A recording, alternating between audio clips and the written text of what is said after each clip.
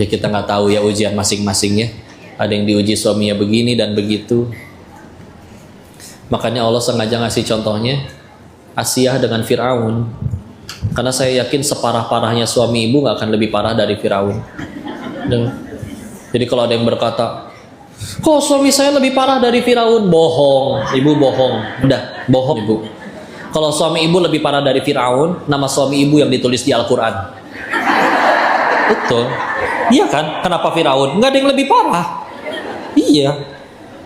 Kalau suami ibu lebih parah dari Fir'aun, suami ibu yang didatengin sama Nabi Musa. Enggak. Jadi jangan, hidup tuh gak cuman penderitaan kita doang. Lagian bisa jadi gara-gara yang kita anggap penderitaan, kita malah pulang ke hadapan Allah jadi gak bawa dosa. Ya. Koruptor 10 ketangkap 1, dia juga ngambek. Kenapa teman saya yang 9 gak ditangkap? Begitu dibebasin malah alhamdulillah katanya. Reporternya ngambek, kenapa jadi soleh begini? Saya mau jual berita apa? Gitu. Satu, gara-gara ditangkap saya jadi berhenti nyolong. Coba kalau saya nggak ditangkap-tangkap, mungkin sampai hari ini saya masih jadi maling.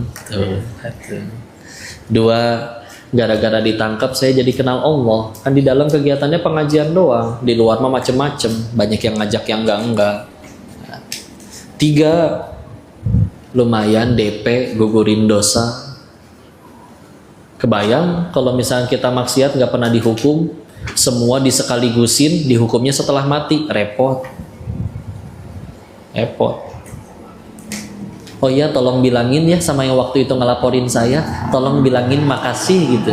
Maaf saya nggak bisa balas apa-apa, mudah-mudahan saya bisa jadi pahala jariah bagi beliau. Coba beda kan? Ya. Kenapa waktu ditangkap ngambek, nangis? Waktu ditangkap Tuhannya saya duit. Buktinya ketinggalan sholat nggak nangis, hilang duit baru nangis. Kita sih di hatinya ada selain Allah. Ya.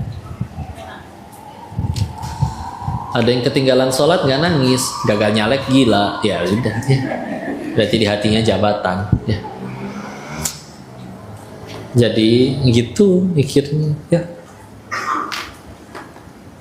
Begini ya, Allah berfirman surat 91 Asy-Syams ayat 9 dan 10. A'udzu billahi minasyaitonir rajim. Qad aflaha man zakkaha wa qad khaba man dassaha. Sungguh beruntung orang yang menyucikannya dan sungguh rugi orang yang mengotorinya. Nyahnya itu apa? Apa yang dibersihkan dan disucikan? Hati lagi, betul. Sekarang kita perhatikan.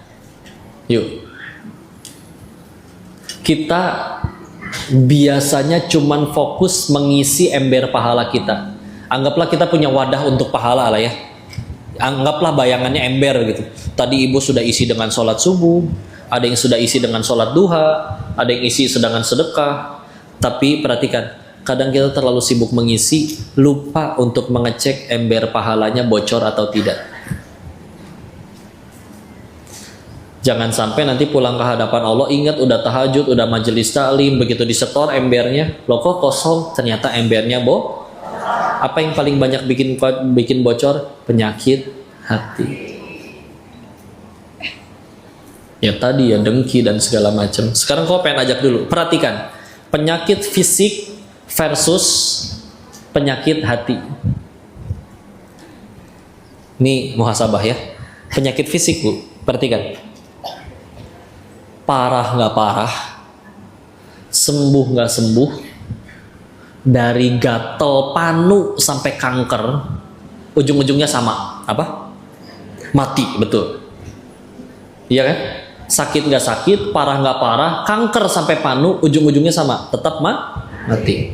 Tapi perhatikan, sambil kena penyakit fisik, dosa-dosa kita berguguran.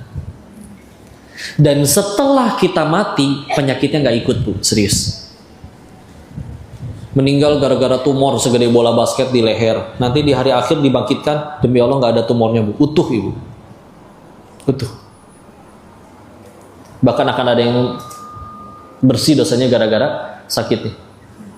Wafat kelindes kendaraan, isi perutnya, ususnya kemana-mana. Nanti di hari akhir dibangkitkan, utuh, nggak dalam keadaan, aduh tolong pegangin usus saya, nggak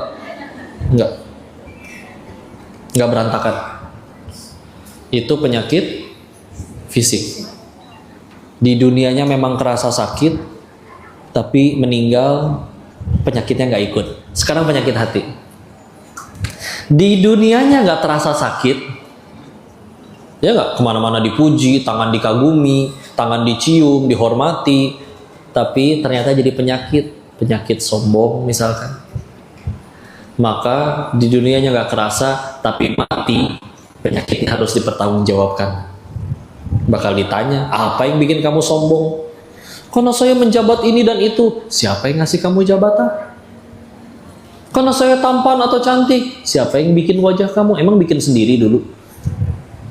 Karena saya pinter main bola. Siapa yang nyiptain kamu punya kaki sekencang itu larinya? Saya pinter jadi jago dagang. Siapa yang bikin otak kamu? Ditanya semua. Ya. Di dunianya nggak kerasa, mati penyakitnya harus dipertanggungjawabkan. Dari sini saja kita udah harus bisa jawab, Bu, mana yang lebih bahaya? Penyakit kanker atau penyakit sombong? Sombong.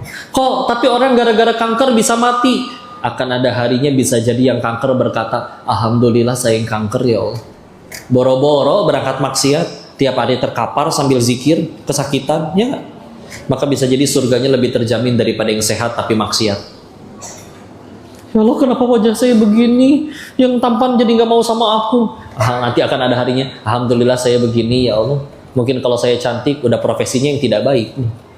Ya nggak? Coba, gimana caranya jadi pelakor kalau nggak cantik? Kok jadi ke situ sih? Ngambil hikmah ya, ibu jangan nyambung si ini aku enggak, kita lagi nggak bahas siapa-siapa. Ya, lagian jadi pelakor itu nggak perlu cantik kok, hanya perlu apa? Gatel. Segera. Makanya ibu kemana-mana bawa bedak Herosin gitu. Ya. Ya, kalau gatalnya Panu berarti Kalpanax, Fungidem, Canesten. Nah, apal tuh saya tuh ya. Bukan endorse ini mah nih, ya.